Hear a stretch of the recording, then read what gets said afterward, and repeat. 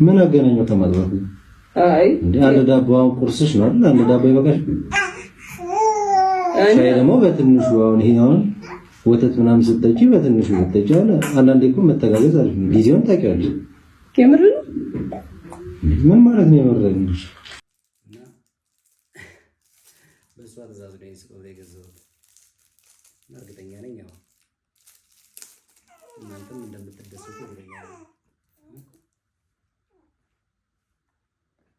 ያው ትልቅ ስጦታ ነው ብዬ አይደለም ግን የቻልኩትን አድርጌ ትንሽ ላስደስታት ብያለሁ። በምናይበት ሰዓት ፕራንክ ወንጀል ነው የሚል በምናይበት ሰዓት ፕራንክ ወንጀል ነው የሚል ያደረገኝ ከብዙዎቹ ጋርም ላይቭ መግባትም ምንም እንዲያስጠላኝ ያደረገኝ ፉሊ ማስመሰል ስለሚበዛው ነው። ህይወቱ በጣም ክፋታቸው ከልክ ያለፈ እጅግ በጣም ብዙ ሴቶችን የሚያሰቃዩ እጅግ በጣም ብዙ ሴቶችን በተለይ የሚገርማቸው አብዛኛዎቹ ባለትዳር ናቸው። ኢቭን ባለትዳር መሆናቸው እንዲታወቅ አይፈልጉም። ልጆች እንዳሏቸው እንዲታወቅባቸው አይፈልጉምና ባካችሁ እንደው ሴቶቹ ዝም ብላችሁ እዛ ላይ ነጠላ ስለለበሱ አነጋገራቸውን ስላሳመሩ ብቻ ትረስ እያደረጋችሁ ገላችሁንም ገንዘባችሁንም አትላኩ። ሃይ እንዴት ናችሁ? ውድ የጎላቪ ሚዲያ ተከታታዮቻችን እንደምን ቆይታችኋል? በዚህ ቻናላችን የተለያዩ አዳዲስ ጉዳዮችን ወደ እናንተ እያነሳን እንግዲህ አብረን የምንነጋገርበት ሰዓት እንደሆነ ይታወቃል። በዛሬ ቪዲዮአችን ላይ በአሜሪካን ሀገር በሚያሳዝን ሁኔታ ወጣቱ ተስፋ የተጣለበት ዶክተር ተገድሏል። እንግዲህ መንፈሳዊያን ቲክቶከሮች ተጋልጠዋል። በተለይ ደግሞ የእርቃን ቪዲዮ ያስልካሉ በሚል ወንዶቹ ከፍተኛ ትችትና ተቃውሞ ደርሶባቸዋል። ይህንንም እናየዋለን። ሌላ በኩል እንግዲህ አራስ ሚስቱን ፕራንክ አድርጌሻለሁ በማለት ቪዲዮ ላይ የታየው ነገር ወይም ሚስቱን ሲያናገርበት የነበረበት መንገድ በርካቶችን አስቆጥቷል።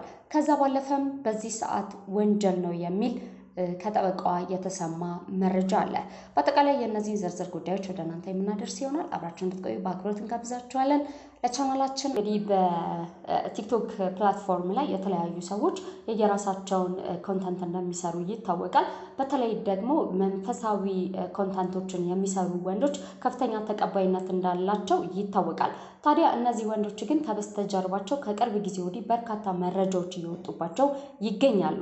በተለይ ደግሞ በዚህ ሰዓት እየተሰማ ያሉ ምናልባት የግለሰቦች መረጃዎችም ደርሰውናል። ነገር ግን እነዚህን ሰዎች ፊት ለፊት ከማጋለጥ ይልቅ እንደው ሁሉም እንዲማሩበት ጠቅላላ አድርገን ብንነግራቸው መልካም ነው በማለት ነው ያላወጣናቸው እንጂ በርካታ መረጃዎች እየወጡ ነው የሚገኙት። በተለይ ደግሞ መንፈሳዊ ስራዎችን እየሰሩ እንዴት እንደዚህ አይነት ነገር ያደርጋሉ የሚለው ትልቅ ጥያቄን የፈጠረ ጉዳይ ነው። ከጀርባቸውስ ምን አይነት አጀንዳ ይዘው ነው የሚንቀሳቀሱት የሚለው ራሱን የቻለ ትልቅ ጥያቄ ነው ማለት ነው። እንግዲህ በተለይ ደግሞ ውጭ ሀገር የሚኖሩ ሴቶችን ታሳቢ በማድረግ ነው እነዚህ ወንዶች የራቁት ቪዲዮ ላኩልን፣ ጸሎት እናስደርግላቸዋለን ወይም ደግሞ እንግዲህ ታውቃላችሁ ውጭ ሀገር ያለ ሰው ነገር በተለይ ከዚህ ከመንፈሳዊ ህይወት ጋር ተያይዞ ያለውን ነገር ቀለል አድርጎ ቤተክርስቲያንም ሄዶ አባቶችንም አግኝቶ የማነጋገር ነገሩ ብዙ ቀላል አይሆንምና እነዚህን ሰዎች ኦንላይን እያገኙ ከነዚህ ሰዎች ጋር ይነጋገራሉ ማለት ነው። እነዚህ ሰዎች ደግሞ የነዚህን ሰዎች ቪዲዮ ላኩ በማለት ከተቀበሉ በኋላ ላልተፈለገ ጥቅም በማዋል ላይ ነው የሚገኙት ማለት ነው። በሌላ በኩል ግን እንደ ሴት ሆኜ ሳስበው መንፈሳዊም ሆነ ማንም ሆነ ምንም ሆነ እንደዚህ አይነት ቪዲዮዎችን መላክ ትክክል ነው ብዬ አላምንም። ሴቶች በጣም ጥንቃቄ ልታደርጉ ይገባል። የትኛውንም ሰው በዚህ ሰዓት በተለይ አይደለም የራሳችሁን ቪዲዮ ለቃችሁ ወይም ሰጣችሁ ይቀርና ኤአይ እንኳን እየተቆጣጠረ ነው አይደለም አይደለ? የኛን ከተለያዩ ሶሻል ሚዲያ ፔጆች ላይ ተወስደው ያልተገባ ምስል ተቀርጾ በዛ መልኩ እንዲታይ የሚደረግበት ነገር እየተስፋፋ ባለበት ሁኔታ በዚህ ሰዓት እንዴት አምናችሁ ነው እናንተ የራሳችሁን ምስል የራቁት ምስል አንስታችሁ ለነዚህ ሰዎች የምትልኩላቸው? የትኛውስ መንፈሳዊ ትምህርት ቢያስፈልጋችሁ መንፈሳዊ መልስ ብትፈልጉ እንኳን ግንኙነታችሁን ከእግዚአብሔር ጋርና ትክክለኛው ቦታው ላይ ስትገኙ ራሳችሁን በዛ መልኩ ማስገለጥ ነው እንጂ እንዴት በዚህ ሰዓት በኦንላይን በሶሻል ሚዲያ የራሳችሁን ገጽ ታወጣላችሁ? ይሄ ልክ አይደለም። ሴቶች በጣም ልትጠነቀቁ ይገባል።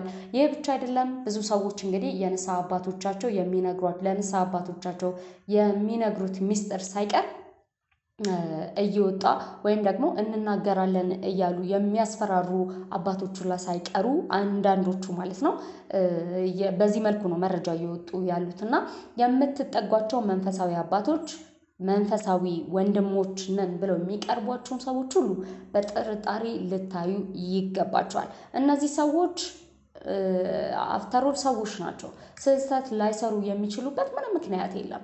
ስለዚህ ራሳችሁን በጣም በጥንቃቄና ራሳችሁን ለአደጋ በማያጋልጥ መልኩ ነው ከነዚህ ሰዎች ጥሩ ነገሮችን መውሰድ ያለባችሁና በተለይ ሴቶች በዚህ ሰዓት የራቁትን ቪዲዮ ተገን ተደርጎ እየደረሰባቸው ያለው በደል ቀላል አይደለም።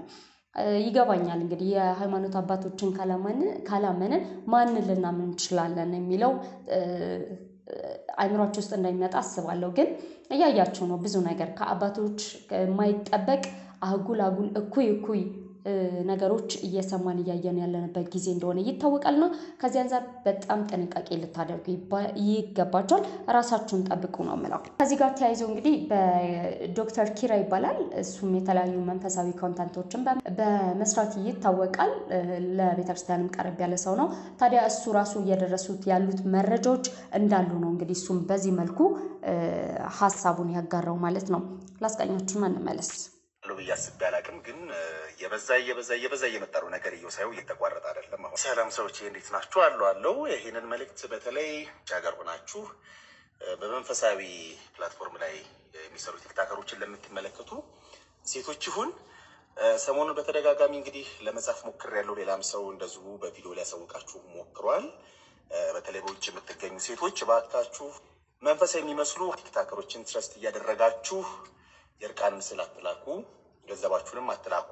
ብዙ ሰዎች በመንፈሳዊ ፕላትፎርም ላይ የሚሰሩ ቲክታከሮችን ከልክ በላይ ትረስት ታደርጋላችሁ። ለተወሰነ ጊዜ መሀላቸውም ሆኜ ነገሮችን ለማየት እንደሞከርኩት ኤቭሪቲንግ ኢዝ በጣም ውሸት፣ ማስመሰል።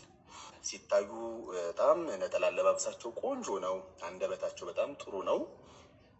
ነገር ግን በመንፈሳዊ ሕይወት ውስጥ የሌሉ መንፈሳዊ ቲክታከር በሚል ስም ተከልለው ግን በደንብ ቢዝነስ የሚሰሩ የሴቶችን እርቃን ምስል የሚያስልኩ በጣም ብዙ ቲክታከሮች አሉ። ድሮ ውሸት ነበር የሚመስለኝ ባይተወይ ከውጭ ሆኜ ስሰማ ከዛ ፕላትፎርም እንድሸሽም ያደረገኝ ከብዙዎቹ ጋርም ላይቭ መግባትም ምንም እንዲያስጠላኝ ያደረገኝ ፉሊ ማስመሰል ስለሚበዛው ነው። ህይወቱ በጣም ክፋታቸው ከልክ ያለፈ እጅግ በጣም ብዙ ሴቶችን የሚያሰቃዩ እጅግ በጣም ብዙ ሴቶችን በተለይ የሚገርማቸው አብዛኛዎቹ ባለትዳር ናቸው። ኢቭን ባለትዳር መሆናቸው እንዲታወቅ አይፈልጉም።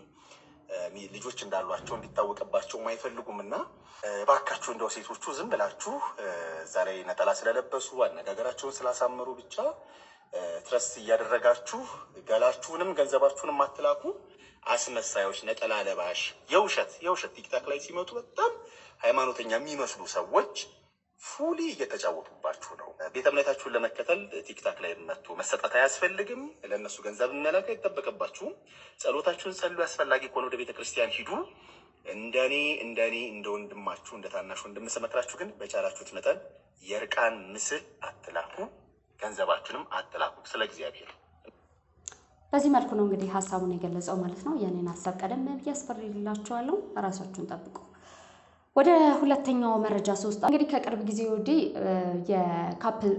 የካፕሎች ኮንተንት በማለት በተለይ ቲክቶክ ላይ በርካታ ሰዎች ባልና ሚስቶች እርስ በርስ ፕራንክ በመደራረግ ገንዘብ እንደሚያገኙ ይታወቃል። እንደዚህ አይነት ቪዲዮዎች ደግሞ ቫይራል የማውጣት አቅማቸው ከፍተኛ እንደሆነም ይታወቃል።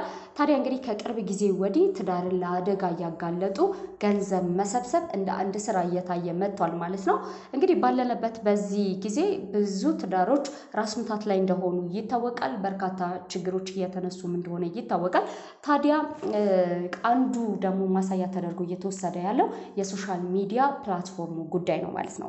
ከዚህ ጋር ተያይዞ እንግዲህ በትላንትናው ዕለት አንድ ባል ሚስቱን ፕራንክ ያደረገበት መንገድ እጅግ ብዙዎችን አስቆጥቷል። እንግዲህ ቪዲዮውን ብዙዎቻችሁ ምናልባት አይታችሁት ሊሆን ይችላል። ነገር ግን ያላያችሁት እንድታዩት ላሳያችሁና ከዛ በኋላ ምን እንደተፈጠረ የማሳያችሁ ነው የሚሆነው ማለት ነው። አሁን ስራ መጀመር አለብሽ። እንዴት በቃ እኔ በጣም እየከበደኝ ነው ማለት ምግቡ ማለት ወለዳችሁ ተብሎ የምትበሉ ምግብ ማለት በቃ አሁን ይሳን ማለት ነው። በፊት ሻይን ነበር የሚያደርገው የተሻለ። አሁን አንቺ ከወለድሽ በኋላ ፌድ አደረገ። ምን ማለት ነው? ምን ማለት ነው እንዴ? በቃ ከባድ ነው እንዴ? ወልጄ ብቀመጥ ይሻለኝ ነበር እኮ ማለት ወጥተሽ ብታገዢኝ ደስ ይለኛል። በቃ አሁን ፈረንጅ እኮ በአንድ ሳምንት ወጥቶ ነው የሚሰራው። እኔ አበሻ ኬት እንደመጣ አለ ፈልጌው ነው የተቀመጥኩት። እኔ ፈለገሽ ሆነ አልኩኝ እኮ እየወቀስኩሽ እኮ አይደለም ግን በቃ እንዴ አሁን ለምሳሌ አሁን ሁለት ዳቦ ነው ያቀረብሽው፣ አንድ ዳቦ ብታረጊ ይሄ ደግሞ በማከም ብትጨው እንዴ በብርጭቆ ይሆነ። አንዳንድ ጊዜ ትንሽ ለኔም ብታስቢ ወጥቼ ተሮርጬ ነው የምመጣው። ይሄን ነገር ስለማቀባደል ስለማቀባደል እንዴ ምን አገናኘው ከማጥባት? አይ እንዴ አንድ ዳቦ አሁን ቁርስሽ ነው አይደል? አንድ ዳቦ ይበቃሽ። ሻይ ደግሞ በትንሹ አሁን ይሄ አሁን ወተት ምናምን ስትጠጪ በትንሹ ብትጠጪ አለ። አንዳንዴ እኮ መተጋገዝ አሪፍ ነው። ጊዜውን ታውቂዋለሽ። ከምር ምን ማለት ነው የመረጥሽ? አይ እኔ አጥሚት ማጣጣም ታውቃለህ። አጥሚት አልበላም ታውቃለህ። ጨጓራዬ ነው የሚለው አጥሚት አትጠጪ። ግን በቃ አንዳንድ ጊዜ የምትበይው ነገር የተወሰነ ወይ ደግሞ ትንሽ ወጥተሽ የተወሰነ ነገር ስራ እየሰራሽ ብታገኝ ደስ ይለኛል። ልጅ ነው እንዴ ምን ችግር አለው? ባሎቻቸው ጥሯቸው ይሉት ልጆቻቸውን ይዘዋል እንዴ ስራ የሚሰሩት ይሻላል ልብስ የሚያጥባል አይደል እኮ ይሻላል። ከዛ ውጭ ግን ህይወት ቀለል ብሎ እንድንኖር ቀለል አድርገን ህይወትን እንድንኖረው እና እርስ በርስ ተደጋግፈን ሰላማዊ የሆነ ህይወት እንድንኖር ግን እርስ በርስ መተጋገዝ መደጋገፉ የሚያስፈልግ ነው። በተለይ ደግሞ ከዚህ ከፕራንክ ጋር ተያይዞ እየተደረገ ያለው ነገር የብዙዎችን ቤት ወደፊት የሚያናጋ ነው እየተባለ ነው የሚገኘው። እሱ ብቻ አይደለም፣ ፕራንክ ማድረግ በራሱ ወንጀል ነው ትለናለች ጠበቃ ሰብለ። የሷን ላሳያችሁና እንመለስ። ፕራንክ ወንጀል ነው እንዴ? ቆያችሁኝ። ጠበቃ ሰብለ አስፋኔን ከሌጋል ኢግል ስለው ፈርም። እንግዲህ የዚች ልጅ ጉዳይ አሁንም ቁጣን እንደቀሰቀሰ በርካቶችን እንዳበሳጨ ነው። አንድ ነገር ማወቅ ያለብን እንደው ለወንድሞች ለአባቶቻችን የጥንቃቄ መልእክት፣ ሴቶች ነፍሰ ጡር በሚሆኑ አራስ በሚሆኑበት ሰዓት የምትችሉትን ጥንቃቄ አድርጉ። በዛ ወቅት የሚፈጠር ነገር በጣም የማይረሳ መጥፎ ቁስል ሊፈጥርና ትዳራችሁን ችግር ውስጥ ሊከት፣ ደስታ ሊያሳጣችሁ፣ አለመስማማት ሊያመጣ ስለሚችል ጥንቃቄ ማድረግ ይገባል። ሳታውቁ ችግር እንዳትፈጥሩ ማለት ነው። ህጉ ምን ይላል የሚለውን በምናይበት ሰዓት ፕራንክ ወንጀል ነው የሚል በግልጽ የተቀመጠ ድንጋጌ የለም። ነገር ግን አንድ ሰው ፕራንክ ነው በሚል በሚፈጥረው ሴታፕ ምክንያት አንድ ሰው አካል ጉዳት ቢደርስበት ያ ነገር ወደ አልታሰበ ነገር ተለውጦ ድብድብ ያስከትልና የአካል ጉዳት ቢደርስ ወይም ሰውየው በድንጋጤ ቢሞት በሞት በአካል ጉዳት በቀጥታ ሊያስጠይቀን የሚችል ነው። እናም ጥንቃቄ ማድረግ ይገባል። አመሰግናለሁ። የሚገርማችሁ በርካታ ሰዎች ነበሩ እዚህ ጉዳይ ላይ ሀሳባቸውን ሲሰጡ የነበሩት። በጣም ሚስቱ ላይ እሷ ራሱ እንዴት የልብህን እየተናገርክ ፕራንክ ነው ትለኛለህ እንዴ ብላለች። እንግዲህ እኛ ማናቃቸው ደግሞ በውስጥ እርስ በርስ የሚቋሰሉባቸው ብዙ ነገሮች ሊኖሩ ይችላሉ። ነገር ግን ሰላማዊ ኮንተንት በመስራት ቢዝነስ መስራት ይቻላል። አንደኛው መንገድ ብቻ ደግሞ አይደለም አይደል? ቤተሰብን ለማስተዳደር የግዴታ ያልተገባ ነገር እያደረጉ ትዳርን አደጋ ላይ እያጋለጡ በመስራት የሚገኝ ገቢ ብቻ ልክ ነው ብዬ አላምንም። እኔ በራሴ ትዳሩን በአጠቃላይ ለእንደዚህ አይነት ነገር መጠቀሚያ ማድረግ ልክ አይደለም። እኔ ምናልባት ያገባቸው ሰዎች ልታግዙኝ ትችላላችሁ። ነገር ግን ከምንም ነገር በላይ የትዳር ጉዳይ አደባባይ ላይ ባይወጣና ሽፍን ተደርጎ ቢኖር እርስ በርስ እዛው ግጭት ምንም ካለ እርስ በርስ እዛው የምጨርሱት ጉዳይ ቢሆን መልካም ነው ለማለት ነው የምወደው። ከዚህ አንጻር ምናልባት ወደፊት ፕራንክ የምታደርጉ ሰዎች ጥንቃቄ ልታደርጉ ይገባል፣ ወንጀለኛም ልትሆኑ ስለምትችሉ ማለት ነው። በሌላ በኩል እንግዲህ ከዚህ ሁሉ ውጥንቅጥ በኋላ ባልየው እንግዲህ ይቅርታ ጠይቋታል፣ ስጦታም ሰጥቷታል። እሷም እንግዲህ ይቅርታ አድርጋለታለች፣ ስጦታውንም ተቀብላለች ማለት ነው። ሌሎቻችሁ ግን ምናልባት ከዚህ አንጻር አንዳንዴ ቫይራል የምትወጡበት መንገድ በራሱ ነገር እደርስበታለሁ አገኘዋለሁ ብላችሁ ያሰባችሁትን ነገር ሁሉ ሊያሳጣባችሁ ስለሚችል በጣም በጥንቃቄና በትኩረት ልትሄዱ ይገባል ለማለት ነው። እኔ በአጠቃላይ እንደዚህ አይነት ኮንተንት ወጥቶ ሶሻል ሚዲያ ላይ መውጣት አለበት ብዬ አላምንም። እናንተ ግን የተለየ ሀሳብ ካላችሁ ኮሜንት ላይ ተሰፍሩልን ትችላላችሁ። እኔ ፍቅር ከትላንት ወዲያ በሰራሁት ቪዲዮ ማለት ነው በጣም ብዙ ሰው ተናዷልና ያው እንደዚህ ያስቆጣል ብዬ አስቤ ነበር የሰራሁት እና ብዙ ሰው በይፋ ይቅርታ ጠይቀህ ስላለኝ ይቅርታ ልጠይቅሽ ነበርና አንዳንድ ሰው ደግሞ ካሳ ይገባታል ብሎኛልና ያው ምንም ነገር በሰጠሽ አንቺ የሚመጠን ካሳ እንደሌላ አውቃለሁ። ምክንያቱም እነዚህን የመሳሰሉ ልጆች ሰጠሽኛል ብዙ ነገር አለ በእኔና ባንቺ ማለት ያሳለፍነው። ስለዚህ ምንም ወርቅ ባነጥፍልሽ ራሱ እንደማይመጥንሽ አውቃለሁ። ግን ያው በሚታይ ነገር ሰውም ካሳት ስላለኝ ትንሽዬ ካሳ አዘጋጅቼልሻለሁ። ይመጥንሻል ብዬ አይደለም፣ ሁሉም ሰው እንዲያውቅ የምፈልገው ይመጥናታል ብዬ አይደለም።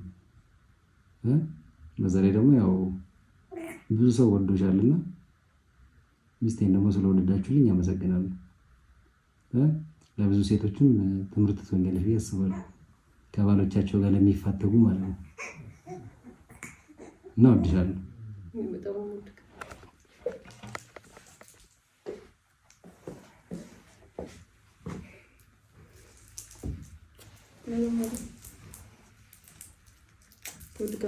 እኔም ስለምወድህ ነው የገፋኝ። ላስከፋሽ ፈልጌ አይደለም እንጂ ወድሻለሁ። እኔም ስለምወድህ ነው የገፋኝ። ይቅርታ ትፈጥልሽ የሆነች ልጅ አለች ብቻ መጀመሪያ ላይ ትንሽ ቀረብ ያለ ፖስት ያደረገች እና በእሷ ትእዛዝ ነው ስጦታ የገዛሁት እና እርግጠኛ ነኝ ያው እናንተም እንደምትደሰቱ እርግጠኛ ነኝ። ያው ትልቅ ስጦታ ነው ብዬ አይደለም፣ ግን የቻልኩትን አድርጌ ትንሽ ላስደስታት ብዬ አስቤ ነው እና ይቅርታ እንደምታደርጉልኝ እርግጠኛ ነኝ። እና ፎሎ ላደረጋችሁኝም ደግሞ አመሰግናለሁ። ትንሽ ፔጅ ትንሽ ከፍ ብሏል በኔጌቲቭ ነገር ቢሆንም ማለት ነው፣ ግን ቴንኪዩ ለሁላችሁም። የሰደባችሁኝንም እወዳችኋለሁ። የሀገር ስድብ ነው፣ ግን አትሊስት እኔ የምትሰርቡኝ እሷን ስለወደዳችሁ ደስ ብሎኛል። እናመሰግናለን ስለ ሁሉም ነገር። ከዚህ በኋላ በተሻለ ነገር ለማምጣት እንሞክራለን። አመሰግናለሁ። በጣም የምትያቸው ነገር አለ? በጣም አመሰግናለሁ። በጣም ነው ደስ ያለኝ ማለት በቃ ለሴት ልጅ እንዲህ በመሆናችሁ በጣም ደስ ብሎኛል እና በጣም አመሰግናለሁ። ላሳያችሁኝ ፍቅር በጣም አመሰግናለሁ። ላሳያችሁኝ ክብር በጣም አመሰግናለሁ። ይሄ ነው ማለት ፈልገው። እንወዳችኋለን። ቴንኪዩ። እንግዲህ 600,000 ቪው ነበረውና እንደዛ ኤክስፔክት አላደረኩም ነበር እኔ። ስለዚህ ሼር እያደረጋችሁ አይተው ለተከፉ ለ600,000ዎቹም እንደምታደርሱልኝ እርግጠኛ ነኝ። አመሰግናለሁ። ቻው።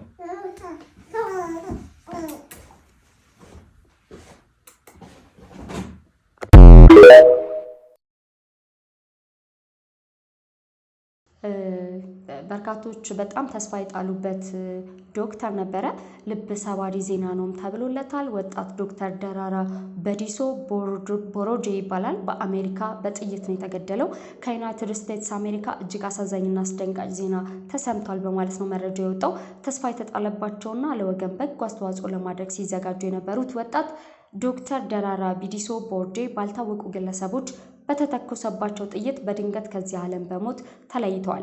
ዶክተር ደራራ በቅርቡ በታዋቂው ዩኒቨርሲቲ የልዩ ባለሙያነት ስፔሻላይዝድ ዶክተር ትምህርታቸውን አጠናቀው በዚያ በቫንደርቢልት ዩኒቨርሲቲ ሜዲካል ሴንተር ውስጥ በስራ ላይ ያሉ ነበር ይህ አሰቃቂ ድርጊት የተፈጸመባቸው። ማቹ የዶክተር ደራራ አባት የቀድሞ የሲዳማ ታጋይ የነበሩት አቶ አየለ ወይም ቢዲሶ ቦርጄ ልጅ ናቸው። ያልተኖረ ወጣትነት እውቀትን ለወገን ለማካፈል በታሰበበት ሰዓት ላይ በሰው አገር በድንገት በዚህ ሁኔታ መገደል እጅግ አሳዛኝ ነው። የዶክተር ደራራ ድንገተኛ ሞት ለመላው ቤተሰብ፣ ለወዳጅ ዘመድ ትልቅ መራራ ሐዘን ነው ተብሏል። ፈጣሪ የሟቹን ነፍስ በክብር ይቀበልልን በማለት ነው ሀሳባቸውን የገለጹት ማለት ነው። ለማንኛውም በዛሬው ዕለት ያዝንላችሁ መረጃዎች እነዚህን ይመስሉ ነበር። ስለተከታተላችሁ እናመሰግናለን። ቀጣይ በሌላ ሀሳብ በሌላ መረጃ የሚገናኝ ይሆናል። ትዕግስት አስቻለው ነበርኩኝ። ቻው ቻው።